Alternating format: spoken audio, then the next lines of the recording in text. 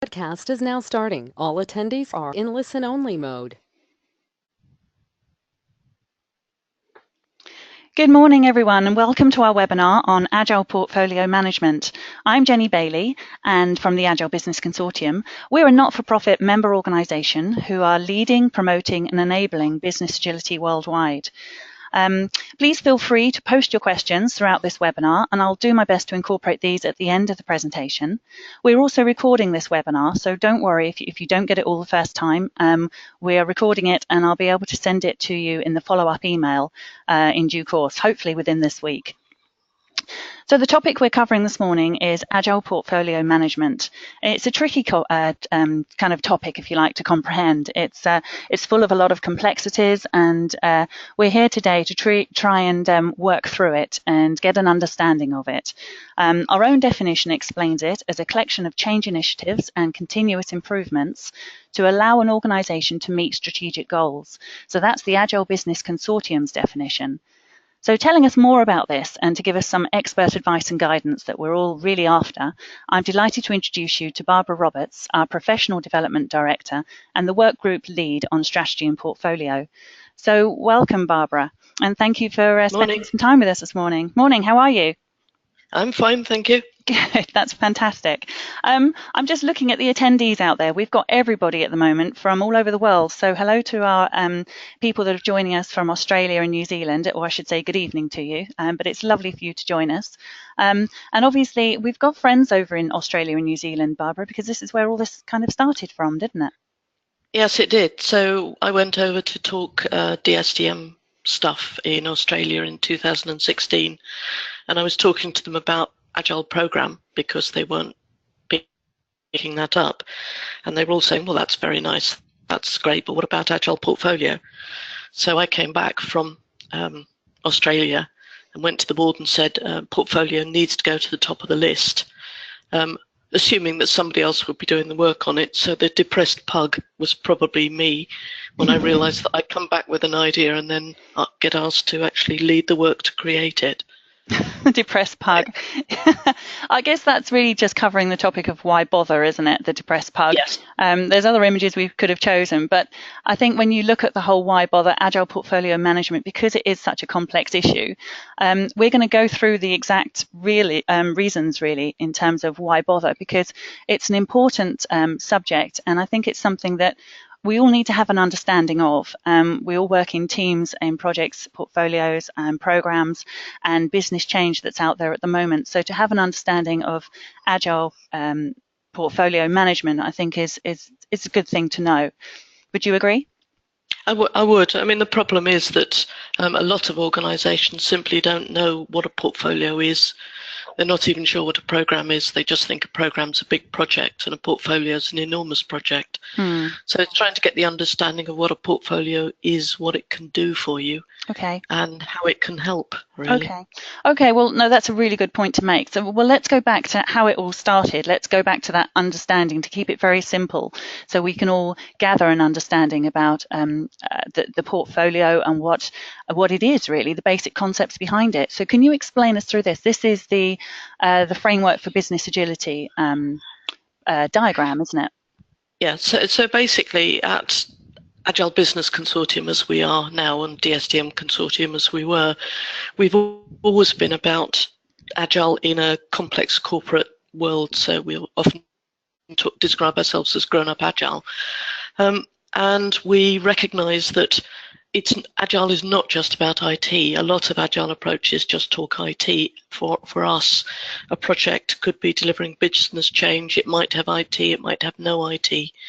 So we've got Agile projects, Agile programs that we already had, and looking at this collection of what needs to be clarified if you're going to do Agile properly, we recognise that Agile Portfolio is the next strategy, and portfolio is the next step up, if you like. So we don't cover strategy in detail here, but we recognise that we need to touch on it because the strategy is what drives the portfolio. We've also added in things like Agile product and service evolution, which is not out there yet, but it's another sort of key part of an organisation being Agile. And we've also recognised that if you're going to be agile, if the organization is going to think agile, the two other key driving things are that you need the right agile culture and leadership, which underpins everything we do, because without the right thinking at not just at the senior level, but all the way through the organization, you end up hitting blockers that stop you being agile. So having the flexible thinking at the senior level, but then also, from the left to right arrow, things like enablement and governance is equally important to underpin, to support effective agile.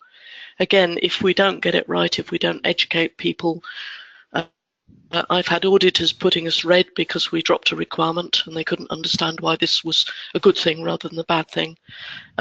Some PMOs don't traditionally get the idea that they're there to support rather than sometimes I've worked with PMOs and they act like a policing force. Right. Okay. So it's educating the people around the projects, the programs, the portfolios, to help the whole organisation think in an agile style, because that's the way the world's going. Okay. Can you just explain the red dotted line and the movement of it? Yeah. So basically, it starts at the projects and programs. That's where we've been typically, for 20, however many years.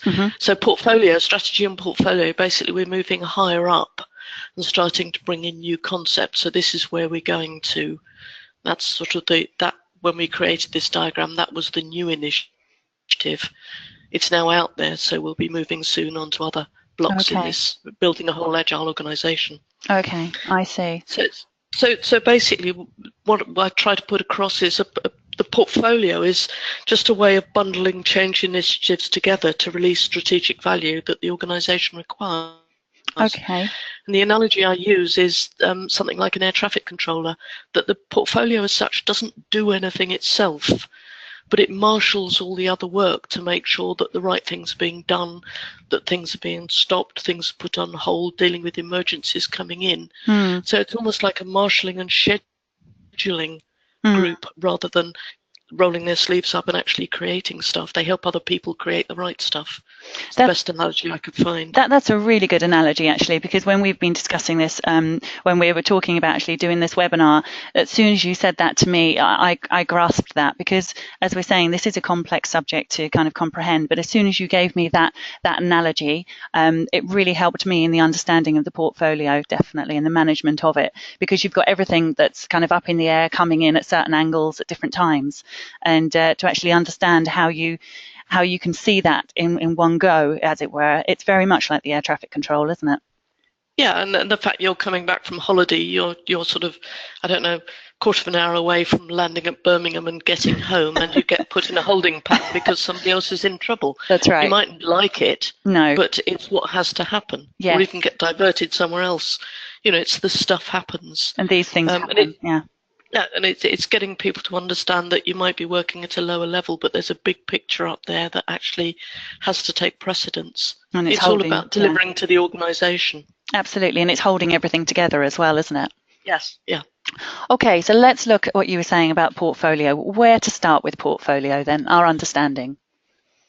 Well, this was great fun because, again, we got heavily into analogies here, which gave our graphic designer a headache. Well, hysterical laughter, actually.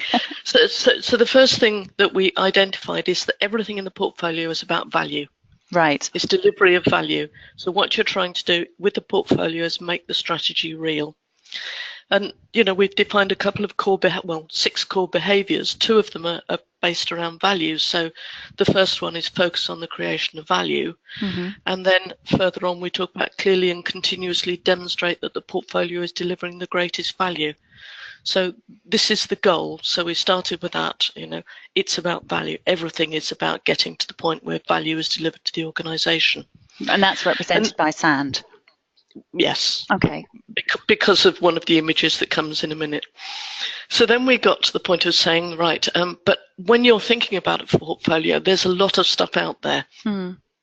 So somebody described this as a galaxy of stuff that's all out there, and there is no way that you can actually try and get this all into focus. You shouldn't even try. So basically what happens is the portfolio is fishing stuff out of the galaxy and bringing it in, and if you like, bringing it down to land to deliver value. Right. So that's our starting point, and our end goal is the value. Okay. And the next thing we came up with was something like a concept of an egg timer. Okay. Hence the sand. Mm-hmm. So basically the galaxy feeds into an egg timer, and the egg timer is sort of scheduling and sorting out what to do next, kicking off initiatives, programs, projects, continuous improvements, which will be drip feeding value through to the organization. So we got to that point and we had an interesting discussion about that, and then somebody said there's something missing. Right. Okay.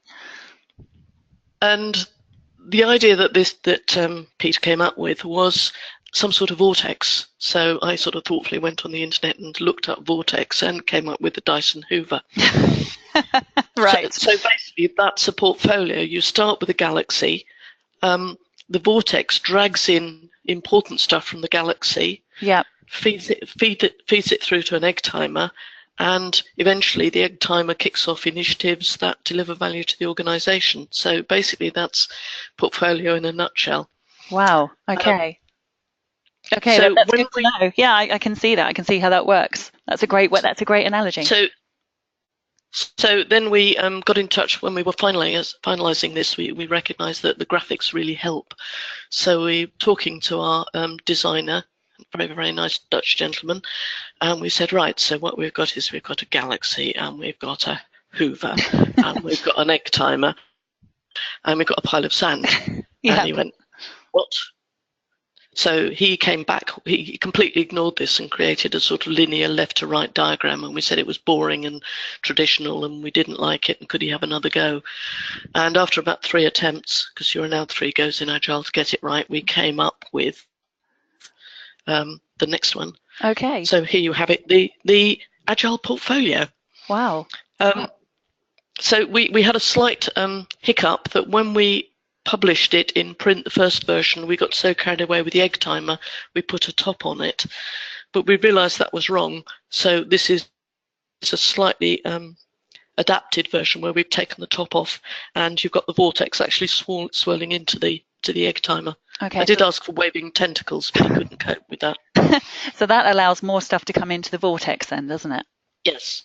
Okay. Yes. So basically what we did is we said, right, well, if that's the portfolio, how does it work? So we recognize that the way it works is that you've got initiatives, you've got things at different levels of maturity.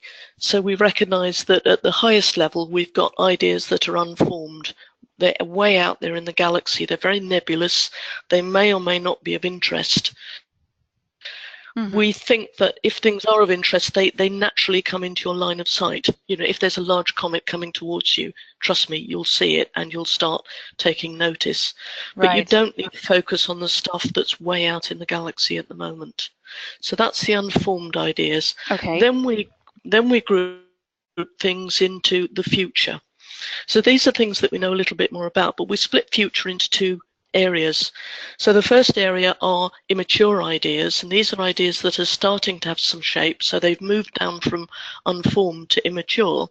We're starting to work on them to get a bit more information about them. But equally, in the future, we've got initiatives that are ready. They're clear, they're prioritized, they're actually ready to go.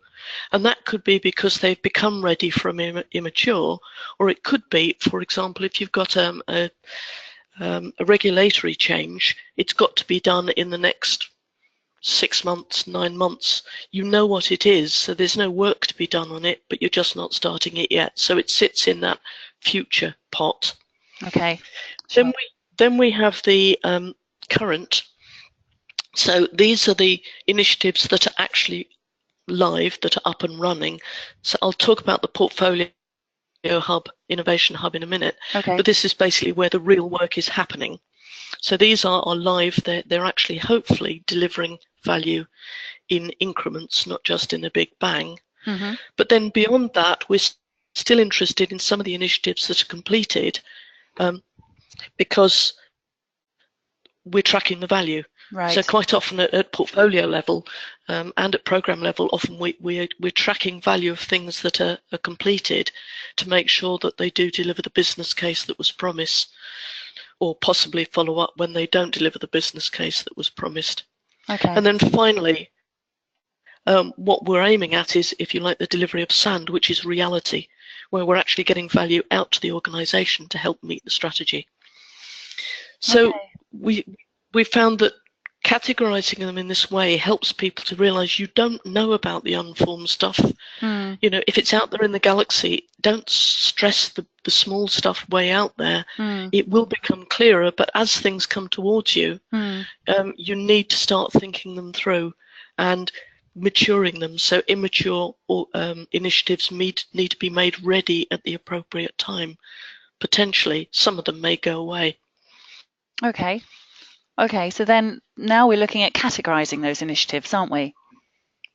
Yes. So one of the things we recognised was that prioritisation, much as I love Moscow, it's not enough at this level.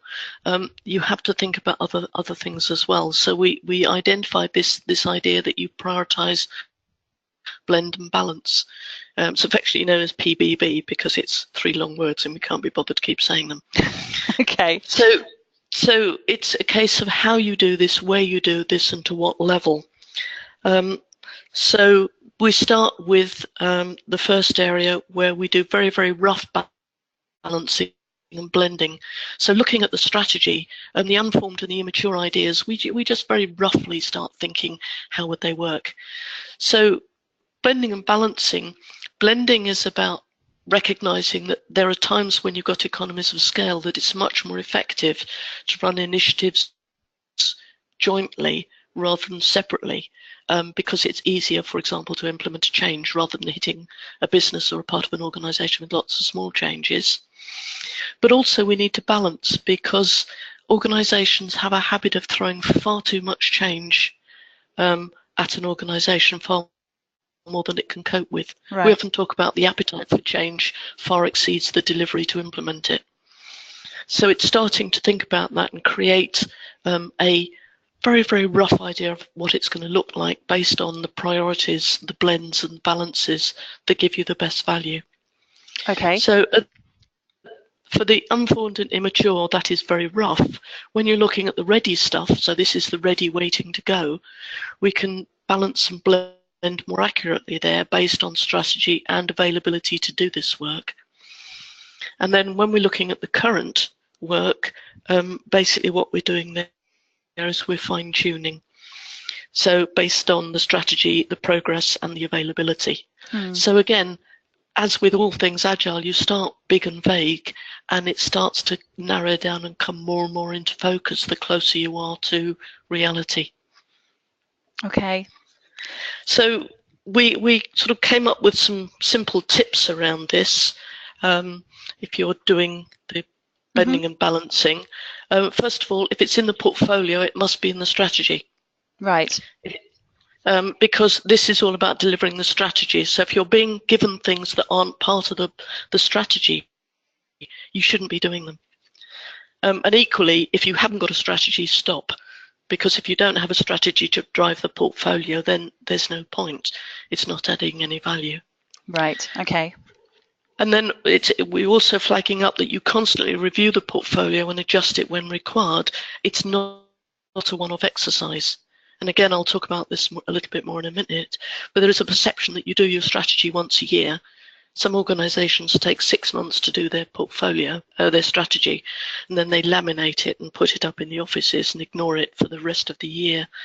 And the world isn't like that. Yeah, that's exactly right. There's change, isn't it? It's evolving the whole time, so it cannot be static like that, can it? Not anymore. Not No. if you don't adapt, you don't survive. That's becoming very clear. And we also talk about the idea that you concentrate the prioritization, blending and balancing on the near horizon, which is the next few months. Don't try and detail the galaxy. You'll get a severe migraine and it doesn't work. And the other thing that we highlight is when you're doing prioritization, blending and balancing, consider evaluating not just the maturity, but also the likelihood of success. Because people don't take this into account and they will push forward an initiative that most people look at and think, well, we never do those successfully. You know, they're a nightmare. Are there smaller things that possibly could deliver us better value more quickly? Right. So okay. it's taking all these things into account, all the drivers that are the sort of driving your organization, taking into account the strategy to work out what is the best way to combine, balance and sequence the work that needs to be done to get the best value into the organization. Right. Okay. And the impact for the Agile portfolio management for your clients, how did you view that? It's an interesting one, because when I started with this, my view was that it was the next step up from program. So as organizations get more mature, most organizations do agile projects now. A lot of them are moving up to do agile programs. And I thought the portfolio was the next step up, which it can be.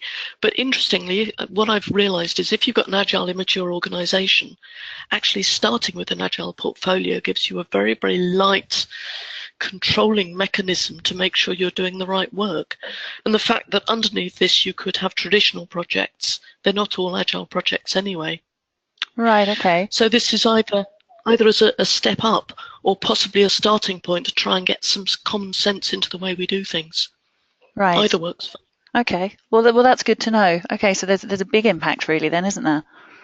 Yeah, potentially. But as I say, the interesting thing is it's not big, it's not heavy, and it's the sort of thing that any organisation can look at this and think there are steps we could take here.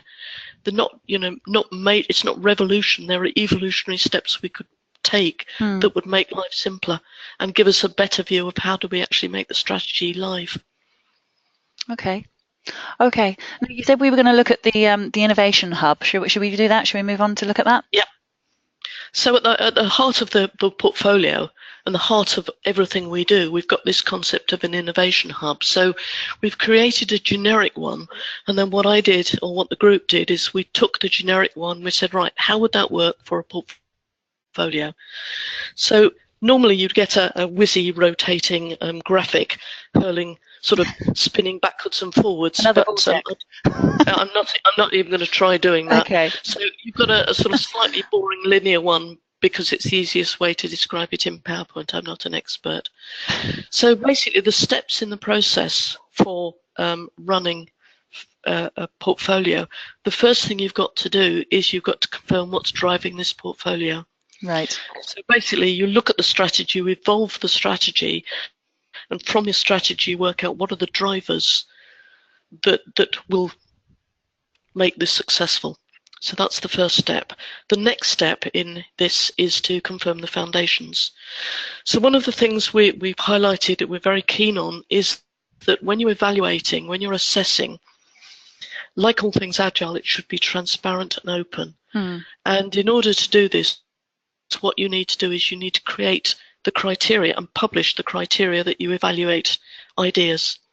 Because again, one of the cultural leadership principles is that great ideas can come from anywhere in the organization, and that should be equally true with a portfolio. They don't just come in through the galaxy and through the getting somebody senior to sponsor you and get it onto the portfolio. A good organization will be accepting ideas from anywhere and evaluating them fairly against everything else. Because what we're not good at doing is stopping stuff that is basically in its dying throes of value and starting with things that is high value. And we need to be open to accept ideas and look at ideas that come from, I don't know, somebody very junior in the organization. It could be a brilliant idea. Absolutely. And we should be seen to be fair in the way we evaluate it, without this idea of you've got to get somebody very senior with a loud voice on your side to even get it considered. I think organizations miss an awful lot by not being open to ideas. So we suggest that the foundations is where you create these clear criteria that everything is assessed by, whether it's sponsored by your chief exec or comes in from somebody in the post room. It's irrelevant. It should be the same criteria. Right. Okay. So, Makes sense. So that's the second step. The third step is to actually deliver the change. So basically, the portfolio is not delivering the change. The change is being delivered by the projects, the programs, the initiatives. But the delivering the change is the planning. They identify, categorize, prioritize, blend and balance and agree. So delivering the change is coordinating other people to enable the delivery of change initiatives. Right. And then the final step is keep it current. Mm-hmm. And basically, what we talk about in portfolio is the portfolio is event driven, and there are events going on all the time that we need to deal with to keep it current. So again, we've categorized events into 3 areas. We've got external events and we've got internal events. So an internal event would be if the portfolio or something in the portfolio delivers an increment, delivers an initiative. Right. The world has changed. Okay. But we've also got events that are external to the portfolio. So it might be external to the portfolio, but actually internal to the organization. So for example, another portfolio is delivering something and the world's changed, or it might be external to the organization. That could be a regulatory change, a competitor threat, whatever. Mm-hmm. Every single one of these events will kick off a retrospective for the portfolio, a continue stop review to say, right, if the world has changed, do we continue with these initiatives or the ones we've got current? Do we stop some of them? And we reassess our portfolio future work. So each event will take us back to one of the previous steps. The simplest one is it's a small increment, it's delivered something, we just go back to deliver a change, have a look at the prioritization, blending and balancing, is it still right, do the next thing. If it's a bigger change, the world's changed in a more major way, we might need to go back and check that our foundations are still valid, and if they're not, change them. Right. And if it's a major event, we may need to go back and actually review the strategy, because external events very, very quickly can affect the strategy, and we need to go back and confirm that the drivers that are driving the portfolio. Right, okay. And all this activity is not just being done by one person, is it? That there's a team involved. This is No, responsibility. absolutely, definitely not. So again, we do somewhere have a whirly graphic for rotating people. So one of the things we've done when we talked about the roles in portfolio is we've very, very deliberately avoided role titles, because people get confused because titles used differently in different organizations. So we've talked about responsibilities. So basically what you've got is you've got core change participants, that's your core portfolio team, and they would be people doing things like change support, change coordination, change analysis, expert guidance. And then we've also got, coming in and out as needed, the influencers, the stakeholders and the beneficiaries. That would be, for example, business change ownership at the portfolio strategy level, equally business change ownership for individual initiatives. We've got business innovation, and that's bringing leadership. We've got people coordinating individual change initiatives, and we've also got ideas generation. Right. So you've got a core team that are actively managing, helping to shape the portfolio, and then you've got the influencers, stakeholders and beneficiaries that come in, get involved to make sure we're doing the right things. And again, another one of the tips we talk about is it's about deciding with the initiatives, not about them. So we're focusing on the fact we should be engaging the stakeholders. So if somebody generates an idea, they would come in to be part of the assessment of their idea, rather than sitting on the outside and just getting an email that said, no, sorry, you're not good enough. Right. So we want people to sponsor their own work, to get engaged in their own work, and sometimes to defend it, but also maybe to understand the reasons why it might be being put on hold. Right, okay, there's a lot involved in there, isn't there? Yes, and again, it's all about people, people and interactions above processes and tools. So although this is a process, it's driven very, very much by the people in the innovation hub. Okay, so let's move on from the innovation hub then, and look at the horizons and views. Now this is the diagram that's just turned that one on its head slightly, hasn't it? Turned the egg timer on its head, or on its side. Yeah, so basically we've turned it sort of, if you like, taken the top and taken it to the right. So this is a typical view of agile planning, which is where we often talk in agile about horizons and views. So when we talk about horizons, we say, well, depending on the horizon depends on the sort of plan you create, because if it's a distant horizon, you don't even try to create a detailed plan nail it down. It's a complete waste of time because it will change. It just will. So in the longer term view, we've got a vaguer plan. We've got sort of rougher blending and balancing. It's just a rough idea of how this might look vaguely. And the further out you go, the vaguer it gets.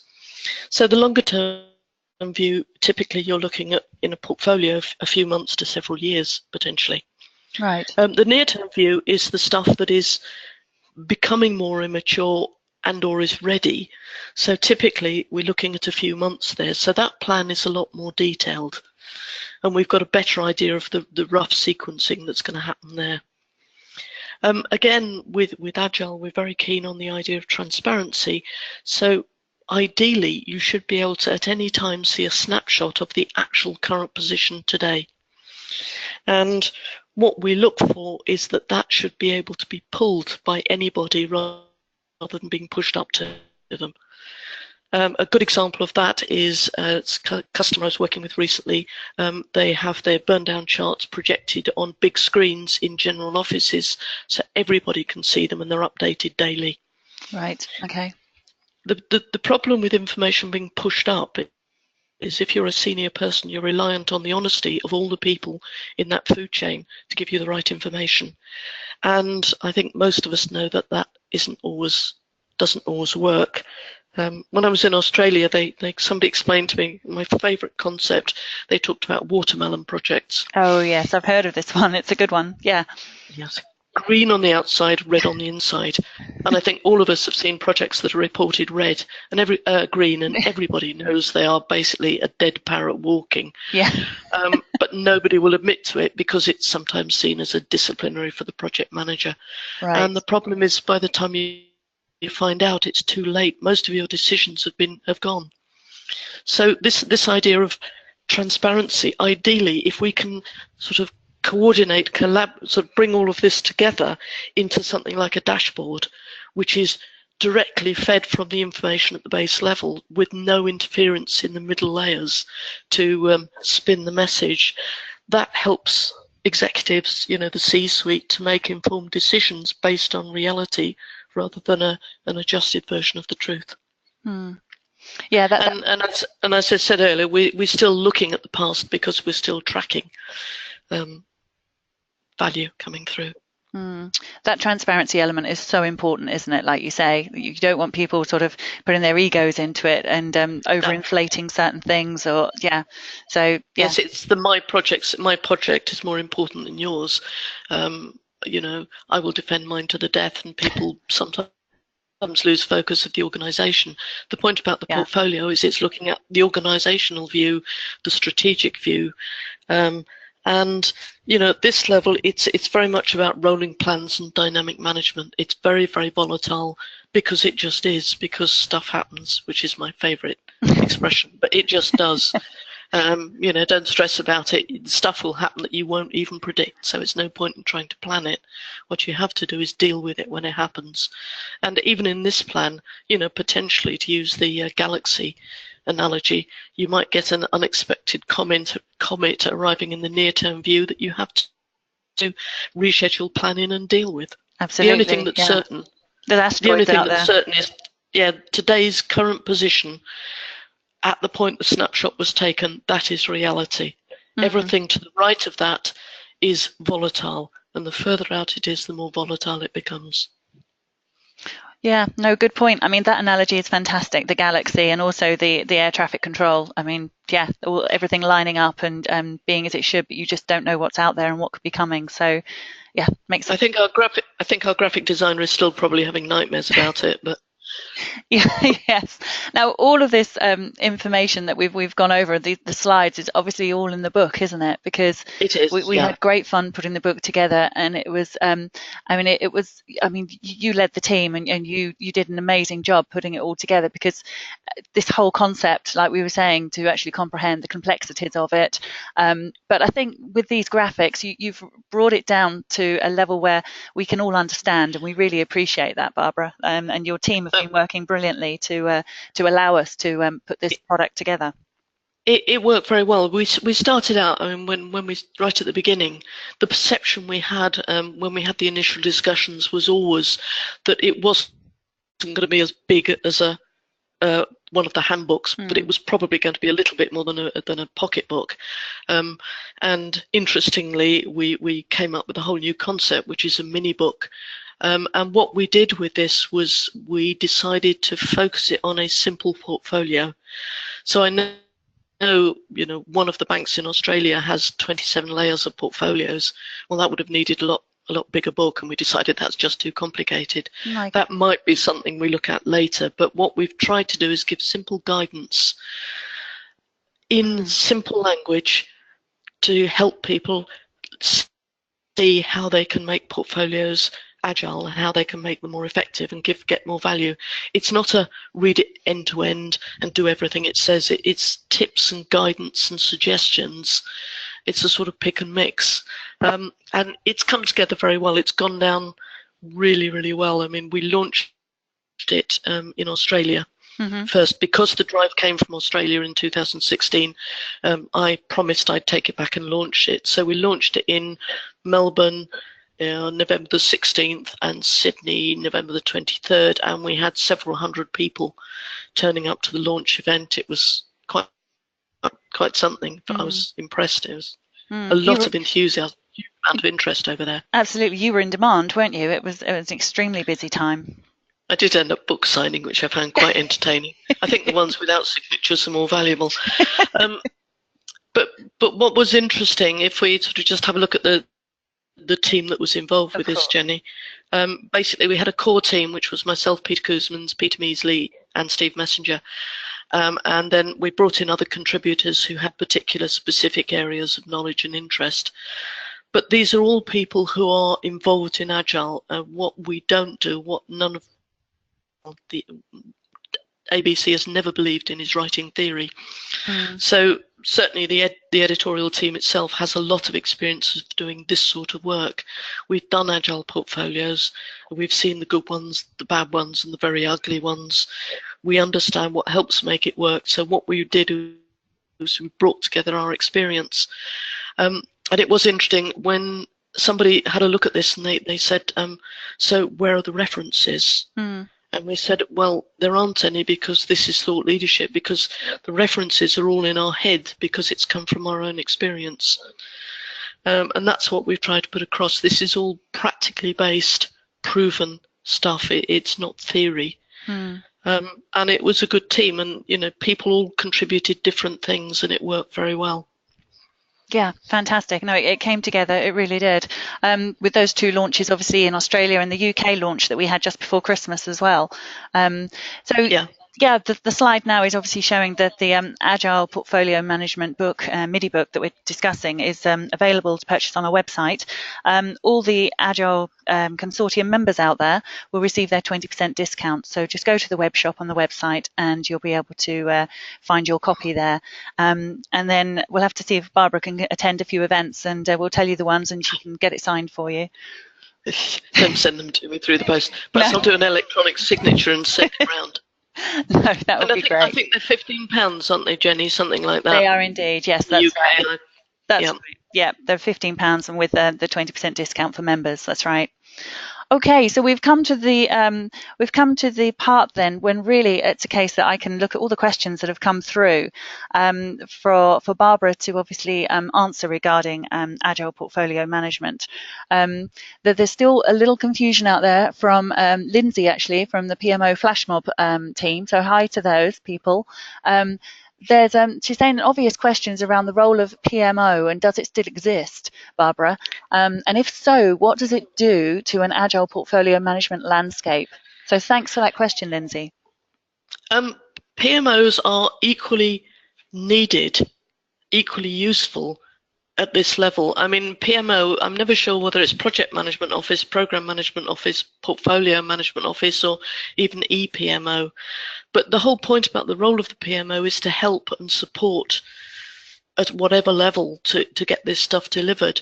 So I think provided they don't take the old-fashioned policing attitude, and I've worked with PMOs where the starting point is I'm a criminal and they're there to sort me out. But I think if it's a collaborative, supportive relationship, then they have a huge amount of value and help ensure success.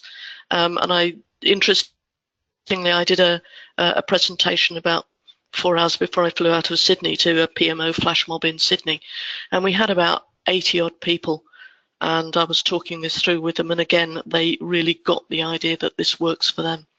So there's nothing in here that is anti-PMO, but like project managers, it's about the right style. So some of the traditional command and control styles simply don't work with the agile approach. But I think there is part of the governance. I think we need to help educate some of the PMOs so that they understand better that their role still exists and it is still valued. It doesn't go away because of agile. Okay, we've got a few more questions coming in. There's a question from Natalie. Does the assessment and balancing of new ideas involve reviewing a business case, or is it more an informal method? Business case feeds into it. Right. It has to, because we talk about don't take on initiatives that don't have a business case. That's part of it. But as we all know, some business cases lie. They promise the earth and fail to deliver at the end of it, sadly. Business case is part of it, so how much value do you expect? But then we do also have to look at the blending. Would this fit well with something else? The balancing, can we cope with this at this time? But also, as I said earlier, equally consider the chance of success. It isn't just the business case, but the business case is an integral part of the blending and balancing. Okay. And it doesn't always have to be a big formal business case. People think it's got to be sort of something about the size of an encyclopedia, but somebody needs to justify where's the value.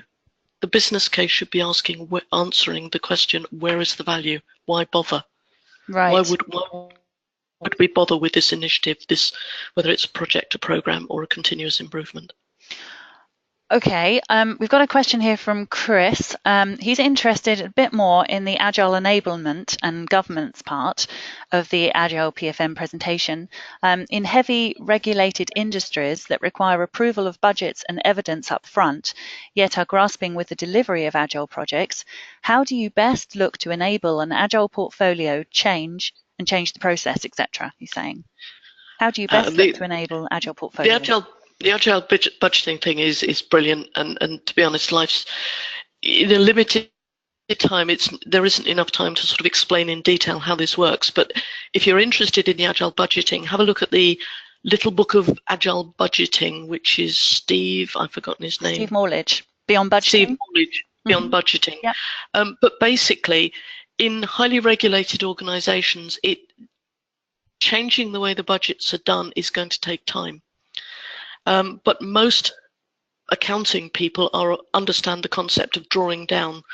So it might be that you allocate an amount for a budget initially, but you don't allocate it directly to initiatives until the point you're about to kick them off. Okay. Because in my experience, if you do that, you lose control. So again, my advice would be I would only allocate budget per increment to a project rather than the whole project. Because sometimes the only control you've got is to say, I'm not going to fund the next increment because it's not valuable. Again, my analogy for this is it's a bit like giving your children, your teenagers, a year's pocket money and wondering why they're bankrupt the following week, but they've got a very nice iPad. Sure. It is about spending money sensibly. So I think it can work with old-fashioned budgeting styles, but just adapting it inside that. But the ideal is that you budget as needs, but that's a big complex project explanation. But I would highly recommend Steve Morledge's book. It's very good. It's only small. It's very good reading. Is it available on the website, Mary? Jenny? I don't think it's available currently, but I was only speaking to Steve the other day, and we're planning to do a webinar on the whole topic of this and beyond budgeting. So I'm looking to do this in March. So we will see by then if we can actually get it on the webinar. It makes a lot of sense. No, I think we should get it on the website for sale. Yes. You save people trawling around for it, because it's a very good read if you're interested in budgeting and finance. But listening to Steve is also very good. Yep, he's a very absolutely. good speaker. We'll and see his what we can do. analogies are great. Yeah, he's another one with great analogies. We'll see what we can do, definitely, and try and get it up on the website as soon as we can, definitely.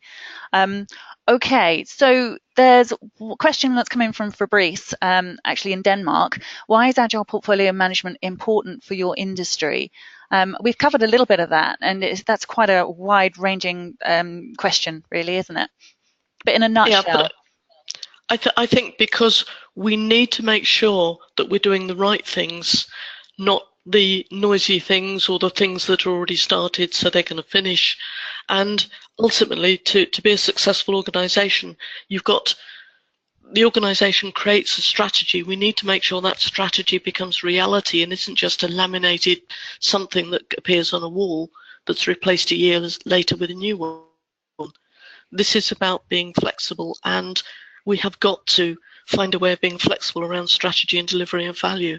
So I think for any organization, for any industry, we have got to be more responsive. It's adapt or die. Fair enough. Yeah. The world is so different now. It's changing all the time as well. It's not constant. It won't stay still, will it? Let's face it. So adapt. There's a fantastic video if anybody's seen it. I think Shift Happens. Say that carefully. There's two versions, but you can find it on YouTube, and it's absolutely brilliant talking about the speed of change, because that just reinforces the whole reason why we need to think about things differently. Okay, I've got a question here from Marcus. Was there an earlier suggestion that an organisation may have an Agile portfolio management framework, but projects below are pretty much waterfall? Are there any conflicts with this? No, because that's the real world. Ideally, personally, I'd like the whole world to be Agile, but I recognise that there are certain projects that aren't particularly suited for being fully Agile anyway.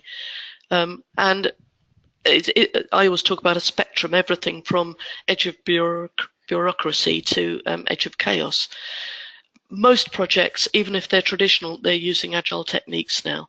But that's normal in a corporate. Not everything is going to be Agile. In a dream world, people say the whole organization, everything's Agile. It isn't. No, if you're doing a desktop refresh, it's not particularly Agile.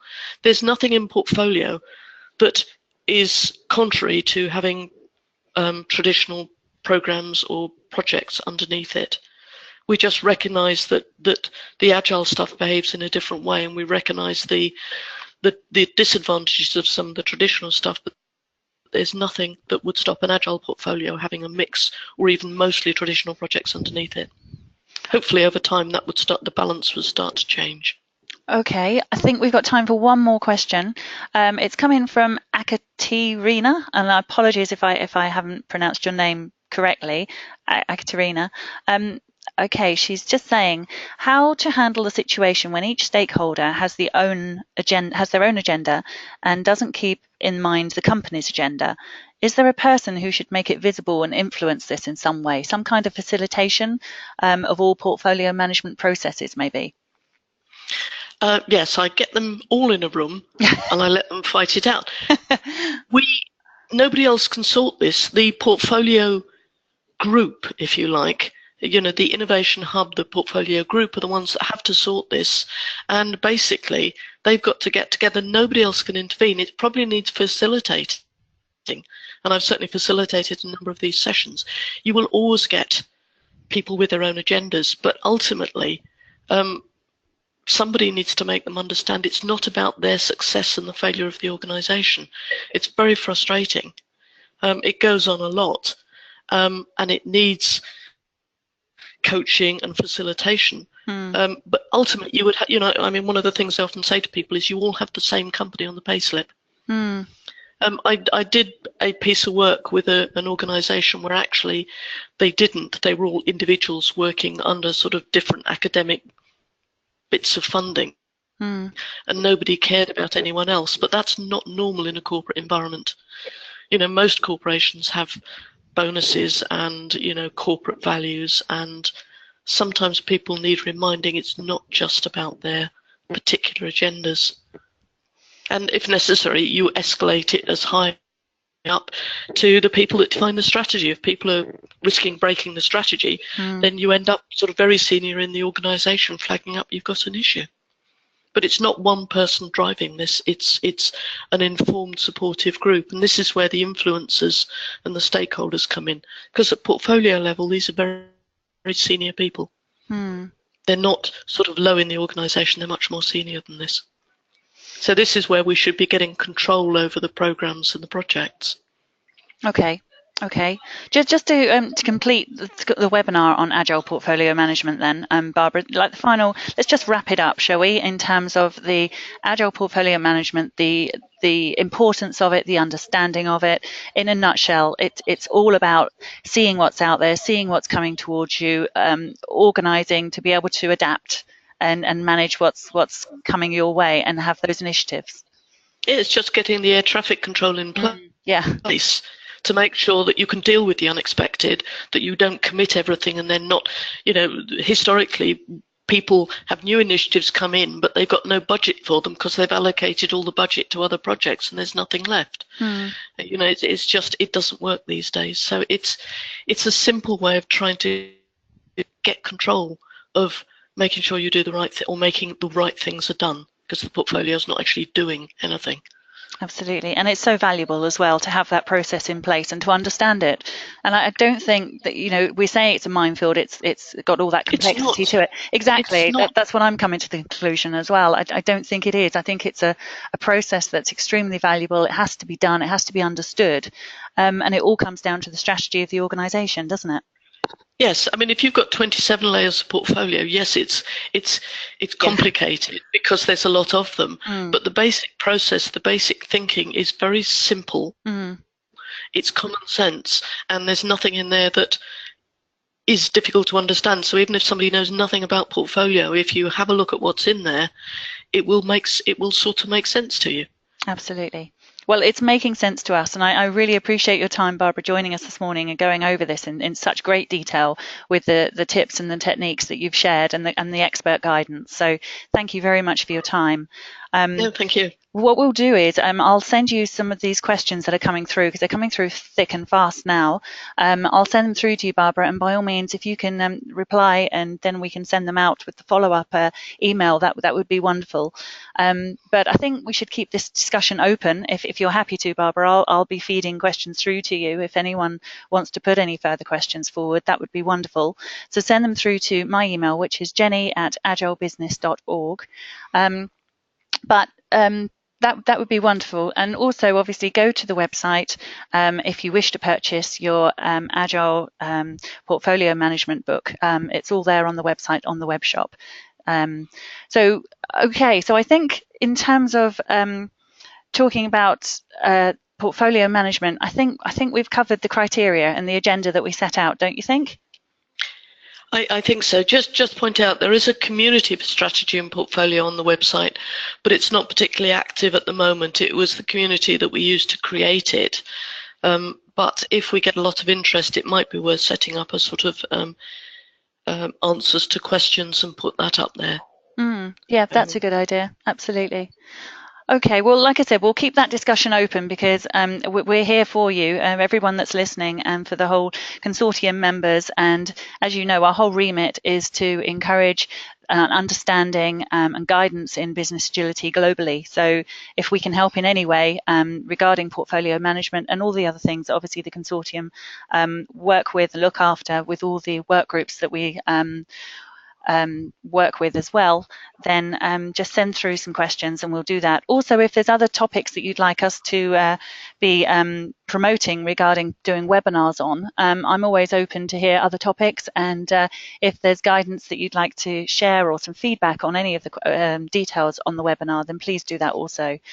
Our next webinar is going to be at 11:30 on Wednesday, the 14th of February, and that's how to increase productivity in the UK. Now, that's quite a big sweeping statement, isn't it, Barbara? What do you think on that one?